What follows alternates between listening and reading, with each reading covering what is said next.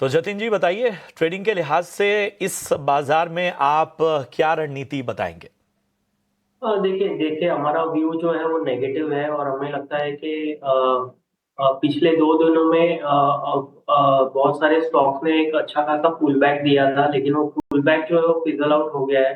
तो ऐसे हमने 2 स्टॉक्स चुन के लेके आए हैं जो सेल साइड की तरफ देख सकते हैं। पहला रिकमेंडेशन होगा वो कंटेनर कॉर्पोरेशन में सेल साइड की तरफ होगा। तो पिछले 2 दिनों में हमने एक शार्प पुल बैक देखा था, अर्ली मूविंग एवरेजेस पे आके फिजल आउट हो गया है पुल बैक। तो हमें लगता है कि next leg of the fall शुरू हो गया है। कंटेनर कॉर्पोरेशन में सेल करने की सलाह रहेगी। स्टॉप लॉस रखना होगा 690 का, और नीचे में टारगेट है 650 से लेके 635 के। जो दूसरा रिकमेंडेशन होगा वो LIC हाउसिंग फाइनेंस में होगा। तो LIC हाउसिंग फाइनेंस में हमने देखा है कि पुल बैक आया था 40 आवर मूविंग एवरेज पे आके, जो पुल बैक है वो फिजल आउट हो गया है और next leg of the fall शुरू हो गया है। तो हमें लगता है कि LIC हाउसिंग फाइनेंस में 515 तक की एक डाउनसाइड में जगह है। 547 का स्टॉप लॉस रखना होगा और टारगेट 515 के रहेगी।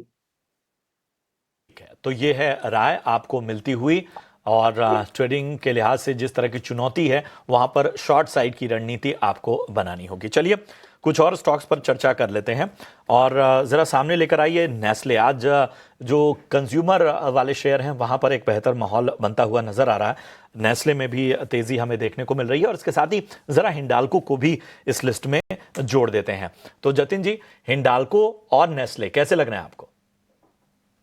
फर्स्ट ऑफ ऑल नेस्ले की बात करूंगा तो नेस्ले में आज जो हम पुल बैक देख रहे हैं वो हमें लगता है कि पिछले हफ्ते में और इस करंट हफ्ते में जो शार्प डिक्लाइन आया है अराउंड 2400 से आसपास, तो हमने देखा है कि अराउंड 7 to 8% का फॉल ऑलरेडी हो गया है। तो थोड़े शॉर्ट्स कवर हो रहे हैं उसका, लेकिन हम लॉन्ग जाने की बिल्कुल भी सलाह नहीं दे रहे हैं at this point of time. अगर जो शॉर्ट्स है तो वो डेफिनेटली कवर कर सकते हैं करंट स्तरों पे, लेकिन लॉन्ग करने की कोई सलाह नहीं है। पॉजिटिव आज का कैंडल बन रहा है, लेकिन I would still avoid to go long in case of Nestle. ये राय आती हुई नेस्ले पे आज मार्केट में गिरावट है, तो उसके चलते FMCG स्टॉक्स जो है वहाँ पे थोड़ा बहुत मोमेंटम देखने मिल रहा है। हालांकि प्रशांत में देख रहा था पिछले कुछ दिनों से, मतलब मार्केट का मूड माहौल इतना बिगड़ा हुआ है ना कि आप डिफेंसिव्स में भी यहाँ पे खरीदारी नहीं आ रही। होपलेस मार्केट कहते हैं इसे। Hopeless market? अरे प्रशांत, आपने तो पूरे कॉन्फिडेंस ही गिरा दिया होपलेस मार्केट कह के। अब तो ऐसा लग नहीं रहा कि कुछ समय तक कोई रिकवरी आएगी, एकदम होपलेस बना दिया आपने इस मार्केट को। जो रिकवरी आ रही है वो जैसे कहते हैं ना कि कुछ कुछ तो समय तक टिकाऊ रहे, कुछ मतलब ये रिकवरी मैं कहूंगा कि मिनटों की रिकवरी बस हो रही है। हाँ, ये सबसे बड़ी दिक्कत की बात है कि हम पहले देखते थे कि अगर रिकवरी आई तो चलिए कुछ टिक जाएगा, बिल्कुल एक पोर्टफोलियो चर्न करने का मौका मिल जाता था आपको, क्योंकि सेक्टोरल एलोकेशन जो है वो बदल रहा था। लेकिन अब तो ऐसा है कि सुबह तो तेजी में, शाम तक वो भी गिर जाता है। ये सबसे बड़ी दिक्कत की बात है। आप निफ्टी 500 में देख लीजिए, आपको मेरे ख्याल से 50-100 शेयर भी ऐसे नहीं मिलेंगे जो ढंग की तेजी दिखा रहे हैं। इनफैक्ट मैं देख रहा था 3-4 शेयर ही थे जो कि 1-2% के ऊपर और सबसे बड़ी बात की मैंने ये सोचिए कि व्यक्ति हर दिन, चाहे इन्वेस्टर्स हों चाहे हमारे दिग्गज एक्सपर्ट्स हों, शायद इस उम्मीद के साथ हर दिन इस वक्त होता है कि आज तो बाजार चढ़ ही जाए, आज तो बाजार चढ़ ही जाएगा। लेकिन शाम होते होते या फिर मार्केट बंद तो छोड़ा, आजकल तो खुलते से ये हो जाता है कि जो होप्स होती है वो पूरी तरह से ड्राई डाउन हो जाती है। और वही हमें मार्केट में देखने मिल रहा है, जहाँ पे होप्स जो है वो पूरी तरह से ड्राई डाउन हो चुकी है।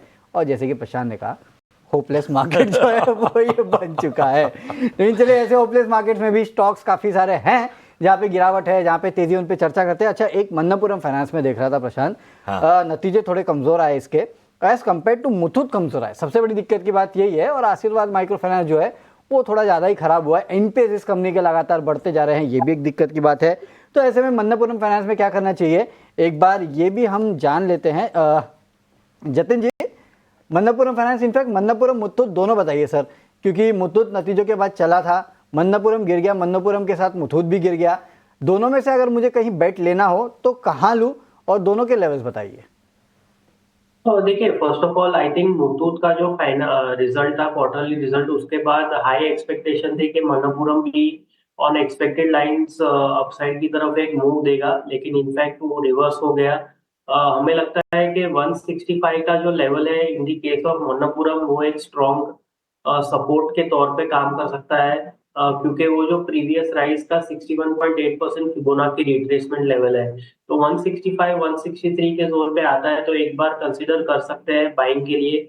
लेकिन मैं एक डिस्क्लेमर देना चाहूंगा कि वहां पे एक नोट ऑफ कॉशन, डिस्क्लेमर तो नहीं लेकिन एक नोट ऑफ कॉशन के वहां पे कोई बुलिश एक कैंडल बननी चाहिए जिसके बाद ही आप एक डिसीजन ले बाय करने के लिए। फॉल हो रहा है लेकिन वो जो सपोर्ट लेवल है वो सपोर्ट को होल्ड करना भी जरूरी है। इसके लिए 165 इन द केस ऑफ मन्नपुरम एक लेवल है जो हमें ध्यान में रखना चाहिए। और अगर जो मुथूट फाइनेंस की बात करूं तो मुथूट फाइनेंस कंपैरेटिवली स्ट्रांग है मन्नपुरम से। तो अगर जो दोनों में से कोई एक स्टॉक मेरे को बेट करना है तो I think Muthoot will be the preferred option. Muthoot में जो सपोर्ट लेवल बन के आ रहा है वो 2130 से 2100 के लेवल से, जहाँ पे प्रीवियस स्विंग्स लो है, तो वो एक स्ट्रॉन्ग सपोर्ट के तौर पे काम करेंगे। हमें लगता है कि गोल्ड फाइनेंसिंग कंपनीज में मुथूट फाइनेंस बेटर ऑप्शन है एज कम्पेयर टू मन्नपुरम। तो मुथूट फाइनेंस नतीजे भी अच्छे आए थे और टेक्निकली भी अगर आप देखेंगे तो बेटर ऑप्शन है मन्नपुरम के मुकाबले। तो शायद आपको मुथूट में ज़्यादा यहाँ पे अच्छे स्ट्रॉन्ग रनअप देखने मिलेंगे एज कम्पेयर टू मन्नपुरम। वो लगातार बढ़ते जा रही है और काफ़ी सारे स्टॉक्स ऐसे हैं जिनकी हो रही है जम के धुलाई। ऐसे ही एक है दीपक नाइट्रेट का स्टॉक। यहाँ पे अगर आप देखेंगे तो नतीजे आए, नतीजे कमज़ोर, उसके बाद स्टॉक में करीब 15% के आसपास की गिरावट जो है वो देखने मिल रही है। एक बार इसका भी चार्ट चेक ले लेते हैं जतिन जी। दीपक नाइट्रेट चार्ट्स क्या कहते हैं सर, कहाँ जाके गिरावट थमेगी?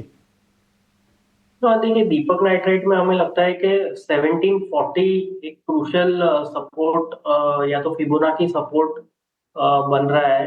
तो हमें लगता है कि करंट स्तरों से अभी एक अराउंड 150 पॉइंट्स का डाउनसाइड है। एक स्ट्रॉन्ग सपोर्ट है 1740 के आसपास। तो करंट स्तरों से अगर जो कोई पुल बैक आता है तो आई थिंक एग्जिट लेने की सलाह रहेगी। फ्रेश तो कोई पोजीशन लेने की कोई सलाह नहीं है at this point of time.